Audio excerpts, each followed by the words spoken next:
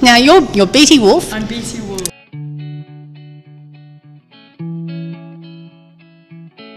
My space chamber was going to be here anyway. And in the process of sort of figuring that out, Victoria Brooks, who did the Bowie show. Oh, that was amazing. Yeah, and the Records and Rebels. I'd actually been brought into the Records and Rebels with my musical jacket for a number of things. And so she sort of said, well, you've got all these world first designs, why not actually show them all? You were my friend, my enemy, but can't you see it was this story, the fact that there was a ceremony to that experience, and I saw records as musical books. At that point in time, which was 8, I was 8 at the time, and I was thinking, well, like, I kept on imagining the worlds that I might create for my albums one day. Yeah. And then that day came, and vinyls were out, tapes were out, CDs were out. There was no physical form anymore.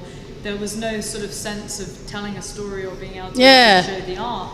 And so I was just really determined that the first album wouldn't be a digital download. Yep. And the idea with this was to create a 3D vinyl app that basically opened like a traditional record. You'd have the lyrics, the artwork, the liner notes, but then you could slot your phone into this little Japanese device, and it turned it into a theatre for the palm of your hand. This was the first of its kind, and you can get really close. But it was this thing where it was again, it was a personal experience that people could have. They could have one of these. It was something that was this kind of personal experience that immediately transformed the familiar object of a phone into something magical. That's amazing.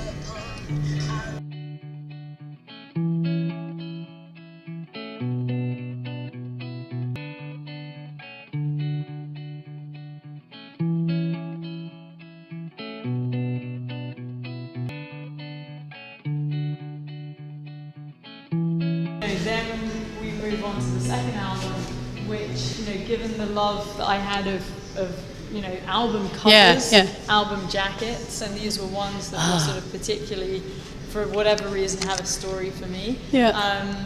I was thinking, well, how could you reimagine the album jacket in this new way? And so this literally is... Oh, it's literally an album jacket. My album jacket from Montagu Square. That's incredible. Which was recorded in the room where Hendrix wrote the Wind Cries Mary, McCartney wrote Eleanor Rigby, and that recording of the music of Montagu Square was then translated with all the resonance and the history into this woven fabric by this textiles artist, Beat Woven, and then cut by the tailor who dressed Bowie, Hendrix, Jagger, Mr. Fish into the first musical jacket of its kind. That's fantastic.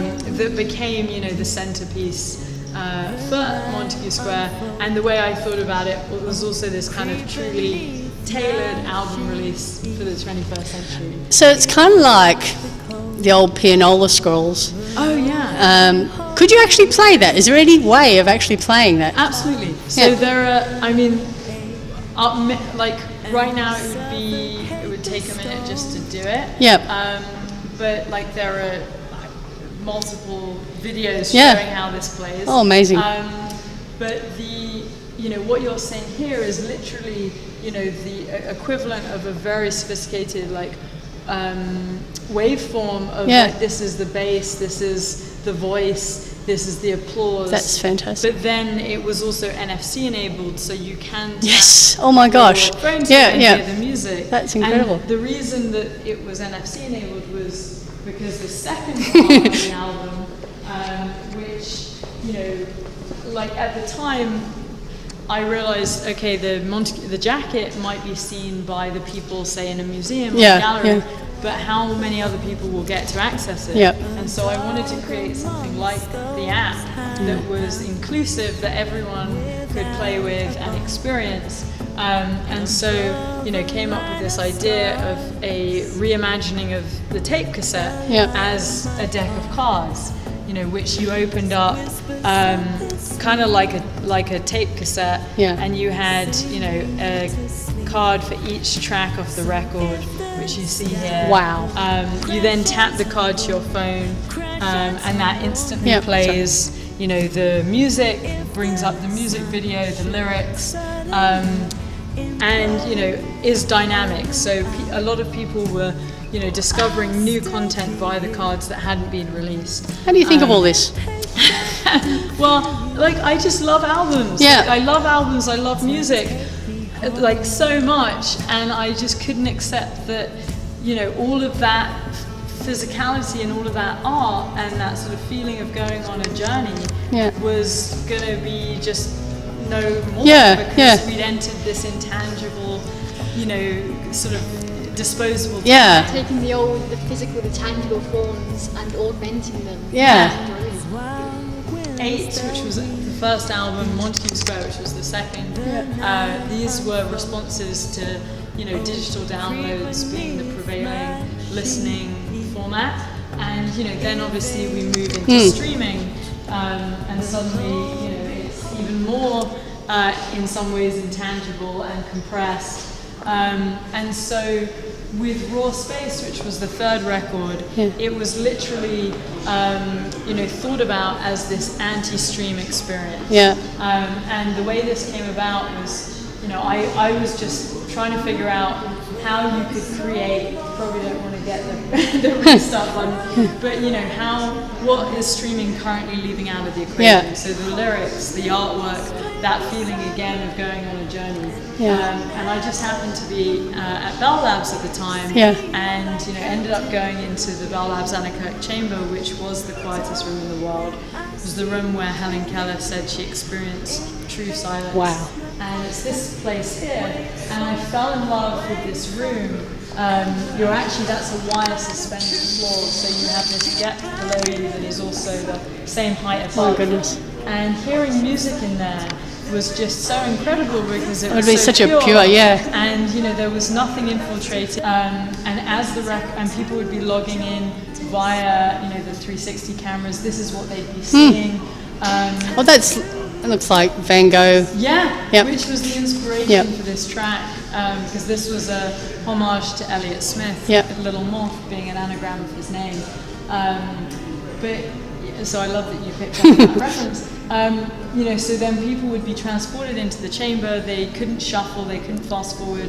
Wherever it was in that stream is what they would experience.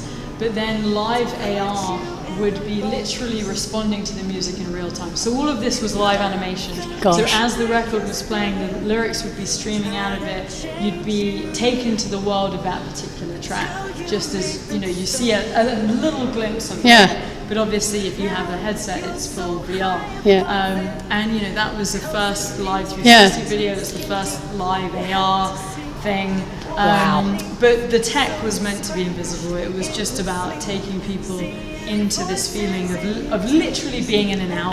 With that, then the challenge was, well, if people missed that live streaming experience, you know, and there are videos online that you can still watch 360 VR, but how could you create something that, you know, would be a portable kind of incarnation of that?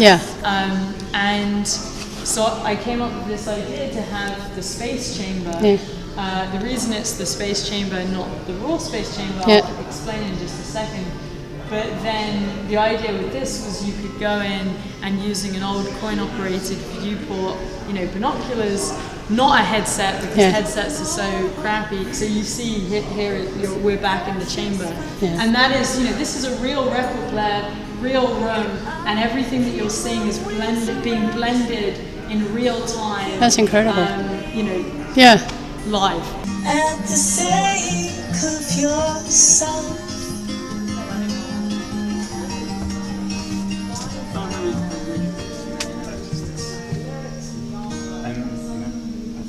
The reason that it was not the Raw Space Chamber was actually because of the second chapter of Raw Space, which was sending the album up into space. Oh wow! Using the horn antenna in New Jersey, and I heard about this instrument and just thought, you know, it sounded like the most incredible thing, just from a, you know, music sonic perspective. How did you get access to all this? Well, this is on site at.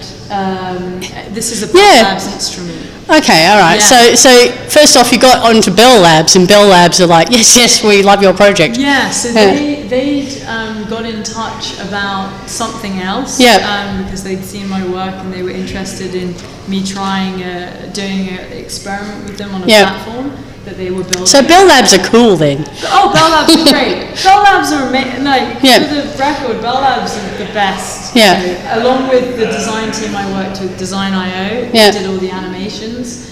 Bell Labs and Design.io, you know, two very special collaborators. Wow. So, Gosh. you know, I ended up meeting Robert Wilson, you know, who used to work at Bell Labs, but he was the one that, using the Hondel horn, actually discovered cosmic background radiation, which Wow. on this television here. And that obviously proved the validity of the Big Bang. Yeah. So I said to Robert, you know, you've used this incredible instrument to receive, but have you ever used it to transmit? Yeah. And he was like, well, no, not really. And I was like, well, could we in theory send raw space into space? Yep. It's also the perfect title, and that was never part of the naming of it. And he's like, well, no, because, you know, the sound waves will get to a point in the Earth's atmosphere and stop. Yep.